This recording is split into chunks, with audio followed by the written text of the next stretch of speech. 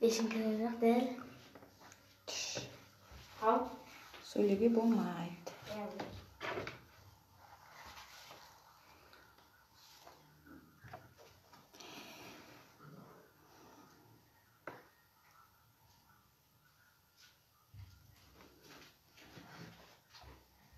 Саламатсыздар ма? Қымбатты оқырмандар. Күндеріңізге сәттілік тілеймін баршаңыздың.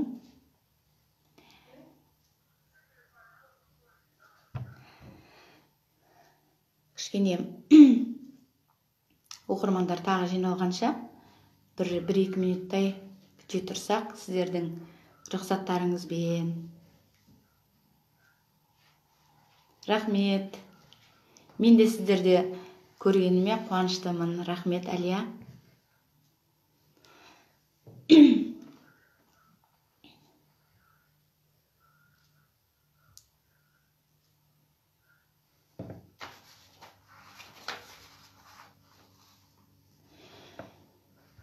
Сіздермен қатар менің міне 10 жастағы ұлым мен 13 жастағы ұлым да менің қасымда ертегі тыңдауға мені күтіп отыр.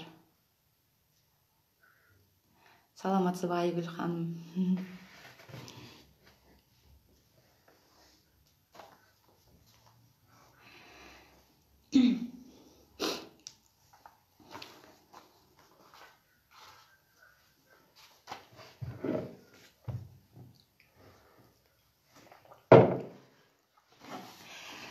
Ендеше бізге берілген уақытта басталды. Қымбатты біздің Алақай театрының достары, Алақай театрының оқырмандары, өздеріңіз білесіздер, мына әлемді шарпыған осы бір індетке байланысты Алақай да өзінің онлайн жұмысын бастаған болатын. Енді міне бүгінгі кезекте бұл кезек маған келіп отыр. Мен Ақтөбе облыстық Алақай қуыршақ театрының әртісі Оралбай, Гаухар Оралбай қызы сіздерге қазір ертегілер оқып беретін боламын. Біздің бірінші ертегіміз Бала мен қарлығаш деп аталады. Енді жайғасып отырып, қолдарымызға телефонды алып, мұқият тыңдаймыз. Бала мен қарлығаш. Өткен замандарда бір кедей өмір сүріпті. Оның жалғыз ұлы болған екен. Баласы медреседе оқып, әр күні ерте келіп, кеш келетін көрінеді. Бірде бала сабақтан келе жатып, жол үстінде ұшалмай жүрген қарлығашты көреді. Жанына келсе, оның бір қанаты сынған екен. Бала ары қуалап, бері қуалап, ақыры қарлығашты ұстап алады. Қуанышы қойнына сыймай үйіне алып келеді. Кешке әкесі жұмыстан қайтқан кезде алдынан жүгіріп шығып, «Әке, мен бүгін қарлығаш ұстап алдым. Өзі жуас екен. Жүр, көріңізші» деп бастап кіріпті. Құстың бір қанатының сынық екенін көрген әкесі, «Балам, дұрыс істегенсің. Құс адамның досы. Сондықтан бұл құсты жақсылап күт» деп қарлығаштың қанатын бір қызыл шүберекпен таңып қояды. Бала қарлығашты баға беріпті. Күндіз сабақтан кетерде апасына, «Апа, қарлығаш үйден шығып кетпесін, есік терезені бекітіп қойып, жем су беріңіз» деп тапсырып кетеді екен. Бір талай уақыт өткен соң қарлығаштың қанаты жазылып, үй ішінде ұшып жүреді. Күн өтіп, ай өтіп, күз болады. Бірде барлығы таңертеңгі шайларын ішіп отырған кезде терезе ашылып қалып, қарлығаш ұшып кетеді. Бала оған қатты өкініп жылайды. Тіпті тамақ та ішпейтін болады. Кешке дейін далада жүріп, аспанға қарай береді. Ұшып жүрген құсты көрсе, «Әке, анау менің қарлығашым ба? Қараңызшы» деп сұрай береді екен. Әкесі баласын жұбату үшін: балам, сен жылама, қарлығашың көктемде қайтып айналып келер деп жұбатады. Сөйтіп күн өтіп, ай өтіп, жаз шығыпты. Бір күні таңертең ойда жоқта бір қарлығаш үйге ұшып кіріп, бел ағашқа қонады. Бала өзінің қарлығашы екенін қанатында байлаулы жүрген қызыл шүберегінен танып: әке, қарлығашым келіпті, қараңызшы, мынау менің қарлығашым, деп қуанады. Сол кезде қарлығаш сайрай жөнеледі. Аузынан бір тал нәрсе жерге түседі. Бала жерде жатқан дәнді алып әкесіне көрсетеді. Әке, қараңызшы, мынау не нәрсе, дейді. Сонда әкесі: балам, бұл қауынның ұрығы. Мен мұны егейін. Амандық болса, көз өткеннен кейін қауын өніп, жер бетіне шығады. Сосын күзде жейміз, дейді. Сөйтіп, әкесі ұрықты бақшасына егіп қояды. Біраз уақыт өткеннен кейін қауын өніп, жер бетіне шығады. Мұны көрген бала қатты қуанады. Қарлығаш бұрынғысынша үйдің ішін мекендеп тұрып жатады. Қауын бірлік тарта бастағанда баланың әкесі айрықша қарап, тыңайтқыш шашып, мерзімімен суарып отырады екен. Бір күні бір бас қауын түйін тастайды. Қауын күн санап жетіле береді. Күз болып, қауын кесіліп өсіпті. Баласы әкесіне: әке, қауынды қашан жейміз, тездетіп жейікші, дей береді екен. Уақыты болғанда әкесі қауынды үзіп алып, бір үлкен табаққа салыпты да, үстін жауып үйге алып келіпті. Үлкен сары қауынды көрген бала: әке, тездетіп кесіңізші, деп жалыныпты. Әкесі қауынды кессе, іші толған алтын екен. Сөйтіп, әлгі кедей ат басындай алтынға ие болып, бүкіл өміріне, тіпті ұрпақтан ұрпаққа жететіндей қазынаға батыпты. Енді қайту керек? Алтынды бүтіндей базарға шығарып сатса, оны қайдан алдың деп елдің тексеру мүмкін ғой. Онда бір пәлеге қалармыз деп, шетінен аздап алып, базарға апарып сатып, тұрмысына жаратып жүріпті. Айлар өтіп, жылдар жылжи береді. Кедейдің тұрмысы тәуірлене бастайды. Жер, су, мал жанға ие болып, баю жолына түседі. Оның базарға алтын әкеліп сатып жүргенін ел естиді. Тіпті кедейдің аяқ астынан байып кеткені сол ортаның патшасының құлағына да тиеді. Патша: осы кедей қалай алтынға ие болды? Мүмкін менің қазынамнан ұрлаған болар, деген ойға келеді. Дереу уәзірлерін жіберіп, кедейді шақыртып алады. Алтынды қайдан алғанын тексеріп сұрайды. Жауыз патшада әділдік деген қайдан болсын? Ақыры оған алтынын тапсыруды бұйырыпты. Оны қайдан алғанын мән жайын айтса да, кедейге сенбепті. Қоймай жүріп, кедейдің алтынымен қоса мал мүлкін, қора жайын өзіне өткізіп алыпты. Кедей қайтадан таршылық көріп, баласымен сергелдең өмір кешеді. Бірде патша кедейге: бұл шынында да қарлығаштың әкелген қауын ұрығынан өнген алтының болса, маған да бір қауын өндіріп әкеліп бер. Сонда мал мүлкіңді, алтыныңды өзіңе қайтарамын, дейді. Кедейдің басына ауыр күн туып, әділетсіз заманда барар жер, басар тауы қалмай, өз үйіне келсе, қарлығаш та ұшып кеткен екен. Кедей баласымен жылап, сықтап, бір қысты өткізеді. Жаз қайта оралады. Ол кезде кедей мен баласы қарлығаштың келуін тілейді. Күндердің күнінде қарлығаш ұшып келіп, терезеден кіріп, бел ағашқа қонады. Бала оны көргенде жүрегі тебіреніп қатты қуанады. Қанатына байлаған қызыл шүберек әлі тұр екен. Біраздан соң қарлығаш сайрай жөнелсе, аузынан тағы да бір тал қауын ұрығы жерге түсіпті. Әкесі барып қолын алады да: «Балам, осыны өндіріп, өнген қауынын патшаға беріп, өзіміз дүниемізді қайтарып алайық», дейді. Баласы мақұл көреді. Кедей жігіт қауын ұрығын тағы да бұрынғы жерге егеді. Күндер өткен соң ұрық өніп шығып, білік тартқанда және бір бас түйін салады. Кедей қауынды алай жаздай күтіп, алаңсыз баптайды. Бір нәрсе мәрте суарып, тыңайтқыш төгіп, жан тәнімен беріліп қарайды.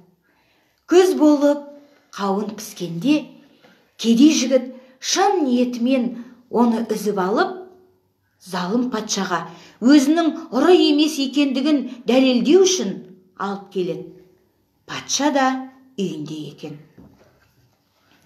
«Тақсыр, өндірген қауынды сізге әкелдім, қабылдағайсыз», дейді. «Жарайсың, мен мұны алайын. Бұрынғы алтын мал мүлкіңді қайтарып ал», деп масайраған патша жарлық шығарады. Кедей тапсырманы орындап, бұрынғы дүниесін түгелдей қайтарып алады. Патша маңғазданып, ат басындай сары қауынды көріп: «Ана қауынның іші толған алтын. Мен енді зор байлықпен өмір кешетін болдым», деп қуанады. Уәзірлеріне: «Ана қауынды жарыңдар, оның іші алтын. Және ол алтынды алып, менің қазынама тапсырыңдар», деп бұйырады. Патша сөйтіп өз сарайының төрінде отырады. Уәзірі қауынды әкеліп тіледі. Қауын қақ жарылған кезде ішінен үйірелеңдеген қара шұбар жылан оқша атылып патшаның мойнына орала кетеді. Сөйтіп жауыз патша табанда жан тапсырыпты. Содан былай кедей бақытты өмір кешкен екен. Баласы оқып, білім алып, үлкен ғалым болыпты. Ал қарлығаш бір жола өзінің мекеніне ұшып кетіпті. Міне балалар, еңбек етсең ерінбей, тояды қарның тілінбей деген мақал осыдан қалған болса керек.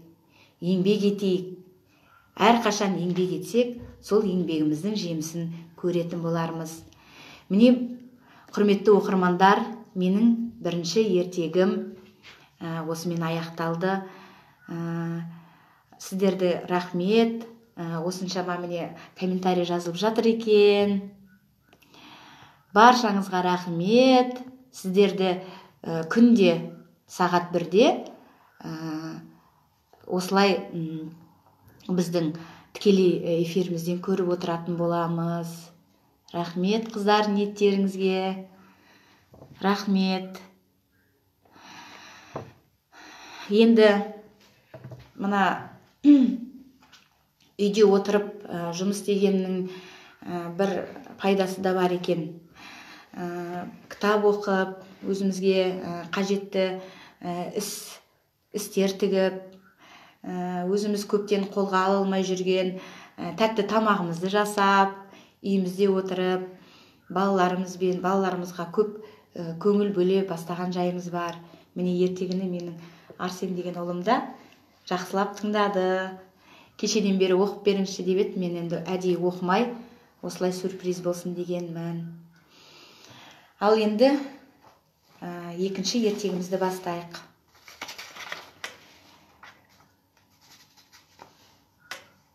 Екінші ертегіміз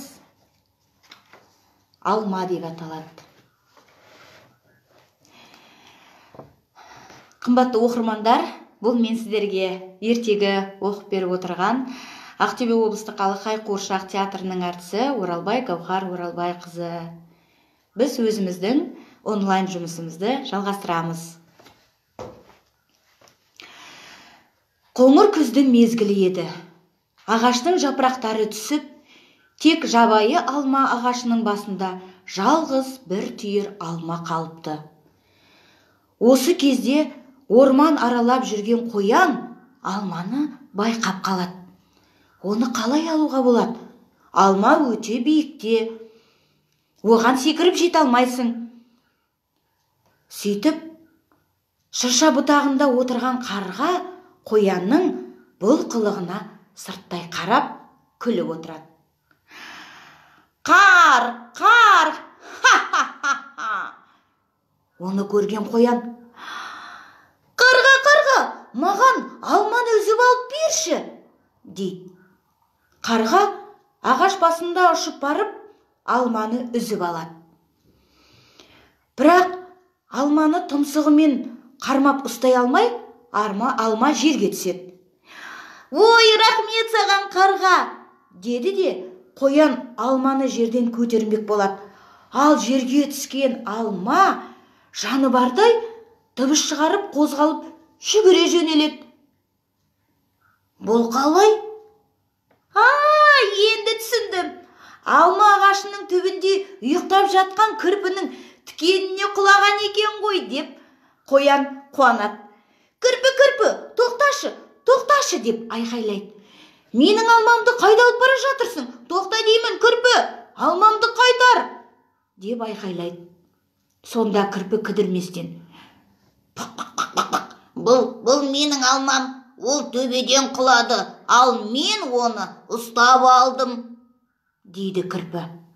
Жоқ, алмамды қайтарып бер, оны тауып алған мен, деп кірпі мен қоян таласа бастайды.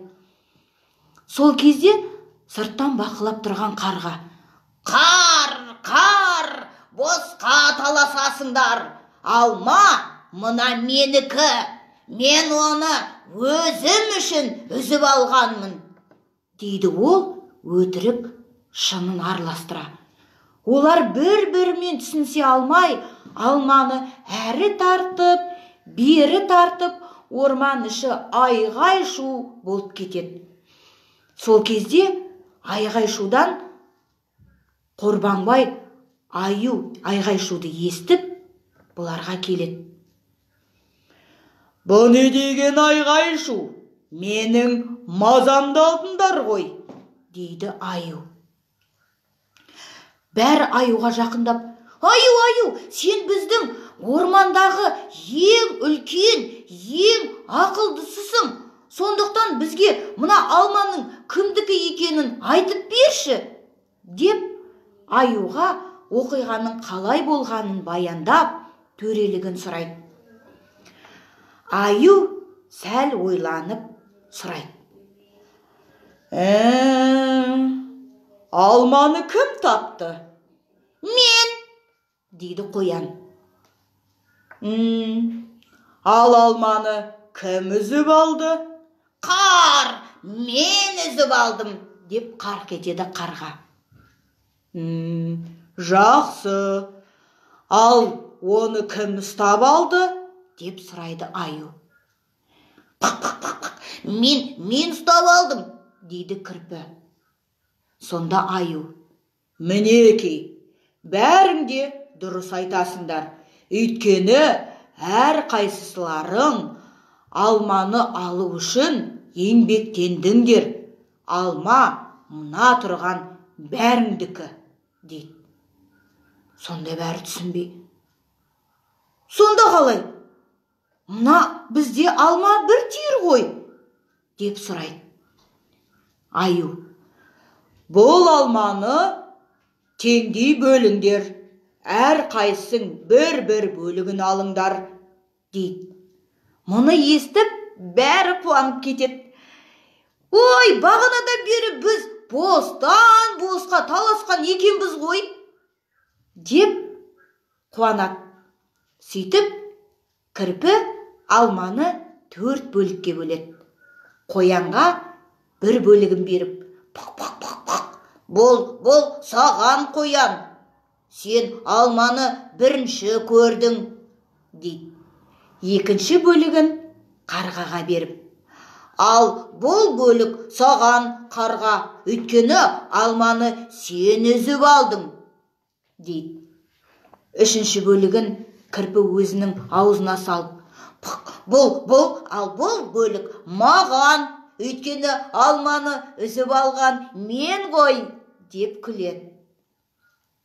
Сөйтіп, 4-ші бөлігін аюға беріпті. Бұл бөлік аю саған. Аю түсінбей, маған не үшін, деп таңғалады. Өйткені сен бізге ақыл айтып, татуластырдың, дейді қоян риза кейіппен. Әр қайсысы өзіне берген алманың бөлігін жеп, риза болады. Өйткені аю ешкімді де ренжітпей, дұрыс, әділ шешім шығарған еді. Береке басы бірлікте деген осыдан қалған екен. Мінекей, құрметті оқырмандар, менің 2-ші ертегімде аяқталды. Бұл осы ертегілерді мен оқу үшін, сіздерге оқып беру үшін іздеген болатынмын. Осы эфирді пайдаланып, біздің Ақтөбе облыстық Сағи Жиенбаев атындағы кітапханаға үлкен рахметімді айтамын. Мені осындай кітаптармен қуантқаны үшін.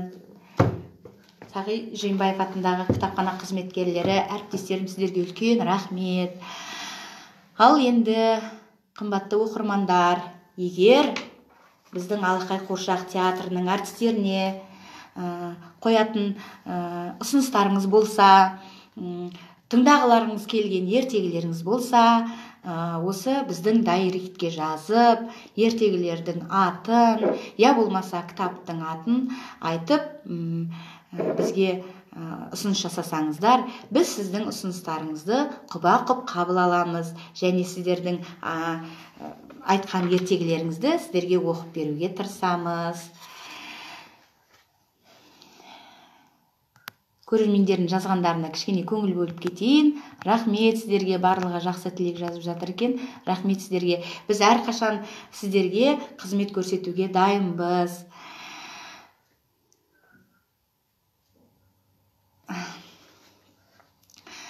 Енді міне, қымбатты оқырмандар, қымбатты біздің елдің бауырлар, біздің елдің, қазақ елінің азаматтары, басқа елдеріне қарап отырған достарымыз болар. Міне, әлемді шарпыған мына бір індеттен құтылу үшін барлығымыз мемлекет қойып отырған талаптарды орындауға тырысайық. Бұл біздің де, сіздің де амандығымыздың кепілі. Барлығымыз үйде болайық. Біз сіздермен біргеміз. Сіздермен бірге болған мен Ақтөбе облыстық Алақай Қуыршақ театрының әртісі Оралбай Гаухар Оралбай қызы. Біз сіздермен қоштаспаймыз. Біз сіздерге келесі көріскенше сау болыңдар дейміз. Үлкен рахмет. Рахмет.